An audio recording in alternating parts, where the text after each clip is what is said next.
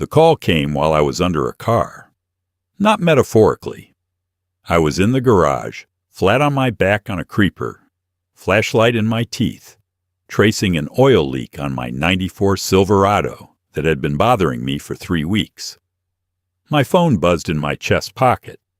I ignored it. It buzzed again, then again. I slid out, wiped my hands on a rag, and looked at the screen. My wife. I answered. She didn't say hello. "My father's attorney called this morning," she said. "The estate cleared probate. Everything transfers to me by Friday." I waited. There was something in her voice I hadn't heard before. Not grief. Her father had passed 4 months ago, and the grief had already moved through her like a season changing. This was something else. Harder. Cleaner. "How much?" I asked. "Enough," she said. "Enough that I've been thinking." I sat down on the garage step. The concrete was cold through my jeans. I was 63 years old, and I had learned, over 41 years of living and 22 of marriage, that when a person says they've been thinking, what they mean is they've already decided. "Thinking about what?" I said. "About the house," she said. "About us. About what I want the next part of my life to look like." I didn't say anything. "I want you out by the end of the month, Walter." I remember the way the garage smelled in that moment. Motor oil and old wood, and the faint sweetness of the apple tree outside the side door. I had planted that tree the spring our son was born. It was 18 feet tall now. "Out," I said. "I've already talked to someone," she said. "There are options. I'm not trying to be cruel. But the money changes things, and I think we both know this marriage has been over for a long time." She wasn't wrong that things had been quiet between us. 22 years leaves marks on people, but quiet and over are 2 different countries, and I hadn't known we'd crossed the border. "I'll need some time," I said. "You have until the 31st, she said. "That's 3 weeks. Then she hung up. I sat on that garage step for a long time. The flashlight was still in my hand. I clicked it on, pointed it at the ceiling, watched the circle of light on the wood beams. I had cut those beams myself. I had built this garage with my brother the summer after we bought the property. We were in our early 40s then. Still had the backs for it. It took us 11 days. I did not cry. I want to say that plainly, not as a point of pride, but because what I felt wasn't sadness exactly. It was something more like recognition. The feeling you get when you've been hearing a sound for so long you stop noticing it, and then it stops. And the silence is so complete it's almost loud. I went inside, washed my hands at the utility sink, made coffee. Sat at the kitchen table, the same table we'd had for 19 years, the one with the water ring on the left side from a plant she'd kept there through 3 apartments before we bought the house. And I started thinking. Not about leaving. Not yet. About a phone call I'd made 6 months ago. Her father, Raymond, had been a quiet man, in the way that deep wells are quiet. You didn't always know how much was down there until you dropped something in and listened for the echo. He and I had gotten along well, better than most fathers and sons-in-law manage. We shared a particular language, the language of men who work with their hands, who keep their word, who believe that how you treat people when there's nothing in it for you is the only honest measure of character. When he got sick, really sick, I was the one who drove him to his appointments when my wife was working. I sat with him in waiting rooms that smelled like antiseptic and coffee from a machine, and we talked. About the war he'd served in, about the town in Georgia where he'd grown up, about my wife when she was young, the things she was afraid of, the things she'd wanted. 3 months before he died, he asked me to stay after dinner one evening. My wife had gone to run errands. Raymond poured 2 glasses of bourbon he barely touched anymore and set one in front of me and said, "I want to talk to you about the estate." I told him that wasn't necessary. He said, "It is." He told me what he was worth. The number was larger than I had imagined. He had been a careful man with money his entire life, had bought land in 3 counties when land was cheap, had held it when others sold, and now it had matured into something that would change whoever held it. He told me he was leaving everything to my wife. He said he trusted her. He said he also trusted me. Then he said something I wrote down when I got home, because I wanted to remember the exact words. "I know my daughter," he said. "I love her the way you love someone you understand completely. And because I understand her, I'm going to ask the attorney to put something in the trust documents, a provision. It won't feel like a cage to her. It might feel like a delay, but it's there, because I want to make sure that if the money ever makes her feel like she can rewrite history, she has to slow down first." I asked him what the provision said. He told me. I sat with that information for 4 months, through his death and the funeral and the probate process, and I said nothing about it to anyone. Not to my wife, not to my son, not to the attorney. It wasn't my place to say anything. It was Raymond's provision, and it would speak for itself when the time came. I hadn't expected the time to come quite like this. After my wife's call, I picked up my phone and dialed my son, Daniel. He was 31, lived 2 states over, worked in logistics. We talked every couple of weeks. He answered on the second ring. "Hey, Dad." "Hey, son." There was a pause. He knew my voice well enough to hear the weather in it. "What happened?" I told him. Not dramatically, just the facts, the way you read a weather report. His mother had inherited. She wanted me out by the end of the month. I was calling to let him know before he heard it another way. Daniel was quiet for a moment. Then he said, "Dad, do you want me to come down?" I told him no. I told him to stay where he was. I told him this was between his mother and me, and I didn't want him positioned in the middle of it. "Are you okay?" he said. "I'm fine," I said. "I just wanted you to know." After we hung up, I went to my desk in the back bedroom, the room I'd used as a home office for 11 years, and I opened the bottom drawer and found the card Raymond had given me the night of that dinner. His attorney's name and number, handwritten in Raymond's careful block letters. He'd pressed it into my hand at the door and said, "You probably won't need this, but keep it." I kept it. I dialed the number. The attorney's name was Hargrove. He remembered me immediately. "Mr. Briggs," he said, "I've been expecting you might call." "Has my wife been in contact with you?" I asked. "She has," he said. "We spoke yesterday. She's aware the transfer is processing. She is not yet aware of the full scope of the trust conditions." I asked him when she would be. "There's a required disclosure meeting," he said. "Required by the terms of the trust itself. She can't take control of the assets until she attends and acknowledges the conditions in writing. I've sent the notice. The meeting is scheduled for this Friday." I asked if I needed to be there. There was a brief pause. "No," he said, "but I'd suggest you speak with your own attorney before then." I thanked him and hung up. I called an attorney named Patricia Odom, who had handled my business affairs for 9 years. She was sharp and unhurried in the way of people who have nothing left to prove. I told her the situation. She listened without interrupting. When I finished, she said, "Do you have a copy of your marriage certificate and the deed to the property?" I said I did. "Bring them Friday morning," she said. "And Walter, don't move out of that house." "I wasn't planning to," I said.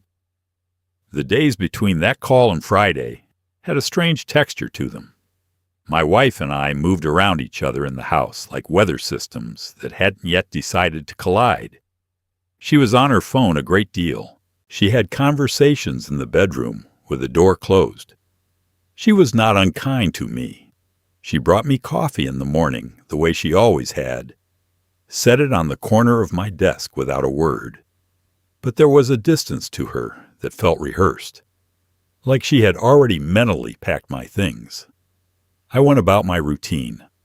I fixed the oil leak in the truck.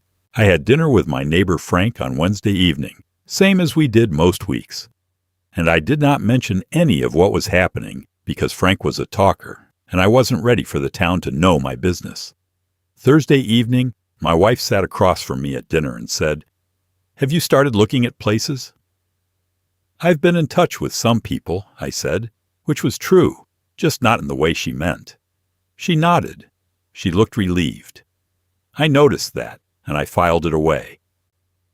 Friday morning, I was at Patricia's office by 8:30. We spent 90 minutes going through documents. She walked me through everything methodically: the property deed, which was in both our names, the state's community property statutes as they applied to our county, and most importantly, a document she had obtained from Hargrove's office with my permission, a summary of Raymond's trust conditions. Patricia read through the summary twice. Then she set it down and looked at me over her reading glasses. "Her father was a careful man," she said. "He was," I said.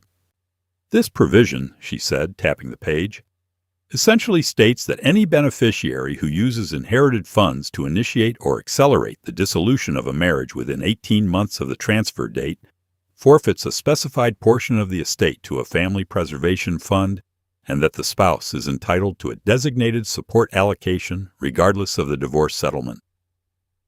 She let that sit for a moment. "In plain language," she continued, "if your wife files for divorce using money from this inheritance within the next 18 months, she triggers a penalty clause and you receive a guaranteed allocation. The amount your father-in-law designated is substantial." I already knew the number, Raymond had told me. "There's more," Patricia said. She turned to the next page. "The trust also contains a cohabitation clause. The primary residence, which in this case is a jointly titled marital home, cannot be vacated by the inheriting spouse's action during that same 18-month window without triggering the same penalties." I looked at her. "She can't legally force you out of that house," Patricia said, "without it costing her a very large portion of what she just inherited." I drove home slowly. The morning was clear and cold, the kind of autumn morning that feels like an apology for summer. The leaves on the oaks along Route 9 had gone to orange, and the light came through them sideways. I had driven that road 10,000 times. I drove it like I was seeing it for the first time. My wife was home when I got there. She was in the kitchen on her laptop, coffee at her elbow. She looked up when I came in. "Where have you been?" she said. "Running errands," I said. I poured myself a cup of coffee and sat down at the table across from her. She watched me with an expression I recognized, the one she wore when she was waiting for something and trying not to show it. "I got a notice from your father's attorney," I said, "about the trust meeting this afternoon." Her expression shifted slightly. "That's just a formality," she said. "Signing acknowledgement forms." "I know," I said. "I spoke with Hargrove's office this week." A pause. "Why?" "Because your father gave me his attorney's card before he died," I said, "and told me I might need it." She set her coffee cup down. The sound of ceramic on wood was very precise in that quiet kitchen. "Walter, I'm not going to fight with you," I said. "I want you to know that. Whatever you decide after today, I'm not going to make this ugly or expensive or public. That's not who I am, and it's not what your father would have wanted." "Then why are you—" "Because I think you should go to that meeting knowing the full picture," I said. "And I think your father wanted the same thing. He built those provisions in for a reason. Not to trap you. To slow things down enough for both of us to think clearly." She stared at me. Her face was doing something complicated. "You knew," she said. "You knew about the provisions?" "I knew," I said. "How long?" "Since the evening he asked me to stay after dinner," I said. "About 3 months before he passed." The kitchen was very quiet. Somewhere outside, a car went by on the road. The refrigerator hummed. "He told you," she said. Her voice was different now. Not hard anymore. Something softer and more unsettled underneath it. "He told you and didn't tell me." "He told me because he was worried about you," I said. "Not because he didn't trust you, because he did. And because he knew that sometimes the people who love us most need a structure to slow down inside of." Her eyes were wet. "I hadn't expected that. I wasn't trying to hurt you," she said, and I believed her, and that was the strangest part of all of it, that I had never really thought she was. "I know," I said. The meeting with Hargrove that afternoon lasted 2 hours. My wife sat across the table from the attorney with her own lawyer beside her, a younger man in a gray suit who had the look of someone encountering a situation he hadn't been briefed on. Hargrove went through the trust conditions the way experienced attorneys do, without theater, without editorializing, just the language and what it meant. When he reached the provision about the 18-month dissolution clause, my wife's attorney leaned over and they spoke quietly for several minutes. Then her attorney asked 3 questions. Hargrove answered all 3 with the same stillness. My wife looked at the table for a long moment. Then she looked at me. I didn't say anything. I had said everything I needed to say at the kitchen table that morning. Hargrove asked if she was ready to sign the acknowledgment. She picked up the pen. She signed. On the drive home, we were quiet, in the way of people who have just come through something and aren't ready to name it yet. The leaves were still on the oaks. The light was lower now, more gold, the way it goes in late afternoon in October in that part of the country. She spoke first. "I didn't know he did that," she said. "I know you didn't," I said. "Are you going to use it against me?" I kept my eyes on the road. "Raymond didn't build that in so I could use it as a weapon," I said. "He built it in so we'd have to talk before we burned anything down." She looked out the passenger window. A long time passed. "I've been so angry," she said, "for so long, and I didn't even know at what." "I know," I said. "I think I've known for a while." "I thought the money would feel like freedom," she said. "I thought if I didn't have to need anything from anyone, I could finally just—" She stopped. "I don't know. Stop being tired."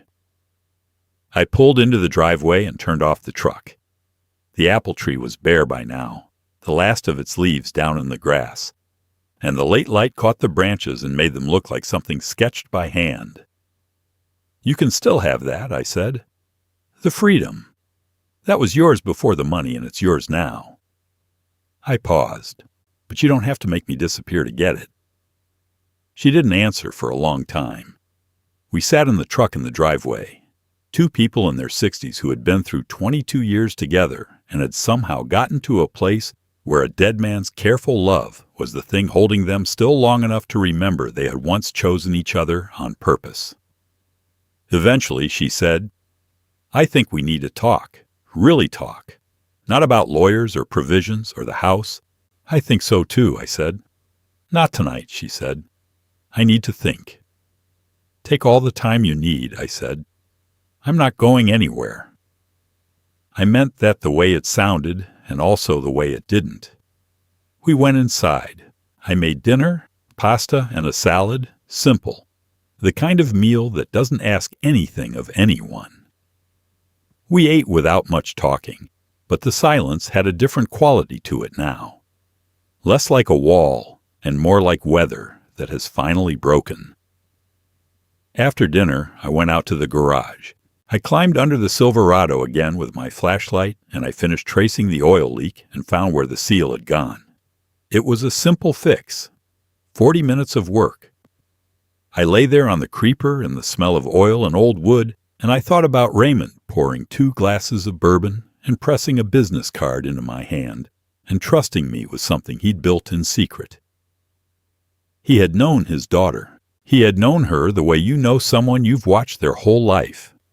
Not perfectly, not without blind spots, but with the kind of sustained attention that love requires. And he had known that sometimes the people we love make choices at speed that they would never make at rest. So he built something to require the rest. Not a punishment, a pause. I thought about all the things that live in a 22-year marriage, the good decades and the hard ones, the son we'd raised, the house we'd built up from a property that was mostly mud and possibility when we bought it, the 10,000 dinners, the arguments that mattered and the ones that didn't, the ways two people grow and the ways they sometimes grow in different directions without meaning to. I thought about the morning she'd had our son, the way she'd looked at me in that hospital room, exhausted and radiant and completely real. Nothing erases 22 years. That's not how time works. I finished the repair, slid out from under the truck, stood up and stretched my back, and clicked off the flashlight. The house was quiet when I came inside.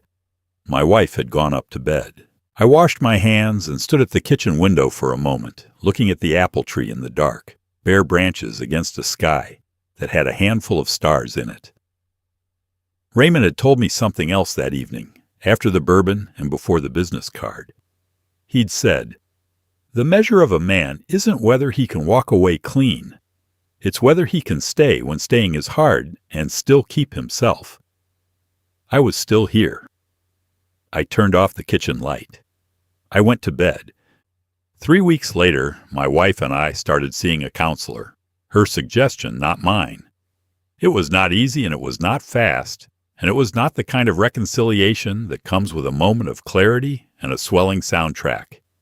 It was slow and it was uncomfortable, and there were sessions where we drove home not speaking. But we drove home together. The house is ours. The apple tree will bloom again in April. It always does. Raymond's provision stands untriggered in the trust documents, quiet as the man who wrote it. There are mornings now when she brings me coffee to the garage while I'm working, and she stands in the doorway, and we don't say much, and the light is right, and I think, Raymond knew what he was doing. He usually did. That's what I carry with me from all of it. Not the money. That was never mine, and I never wanted it. Not the close call, not the provisions or the attorney's office or the documents with their careful legal language. Just this, that the people who love us sometimes build us something we don't know we need until the moment we need it most. And sometimes, the best thing a man can do is stay under the car long enough to find out where the leak actually is. The line stayed open. This time I answered,